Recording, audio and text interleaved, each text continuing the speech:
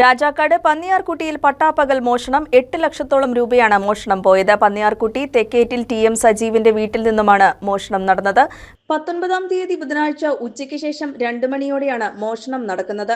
രാജാക്കാട് പന്നിയാർകുട്ടി സ്വദേശി തെക്കേതിൽ സജീവൻ ജോലിക്ക് പോയിരുന്ന ഭാര്യയെ വിളിക്കുവാൻ വീട് പൂട്ടിപ്പോയതിനെ തുടർന്നാണ് മോഷണം നടന്നത്. വീടിന് പുറകുവശത്തുകൂടി എത്തിയ മോഷ്ടാവ് പിൻവശത്തെ CCTV ക്യാമറയിൽ മുഖം പതിയാതെ തിരിച്ചുവെച്ച ശേഷമാണ് പിൻവശത്തെ വാതിൽ കുത്തിപ്പൊളിച്ച് അകത്ത് കയറിയത്. വീടിനകത്ത് കിടന്ന മോഷ്ടാവ് സമീപത്തെ മേശയിൽ വച്ചിരുന്ന താക്കോലെടുത്ത് അലമാരിയിൽ സൂക്ഷിച്ചിരുന്ന പണം അപഹരിച്ചു. ബാങ്ക് വായ്പ തിരിച്ചടയ്ക്കുന്നതിനായി 2 വർഷക്കാലമായി സ്വരൂപിച്ച പണമാണ് മോഷണം പോയതെന്ന് സജീവൻ പറഞ്ഞു. 8 ലക്ഷം രൂപയുണ്ടായിരുന്നു. വേറൊരു സാധനങ്ങളും അങ്ങനെ മോഷ്ടിച്ചിട്ടില്ല. 8 ലക്ഷം രൂപ കൊണ്ടുപോയി അത് സ്വരൂപിച്ചതെന്ന് പറഞ്ഞാൽ എനിക്ക് ബാങ്കിൽ ബാധ്യതകളൊക്കെ ഉണ്ട്.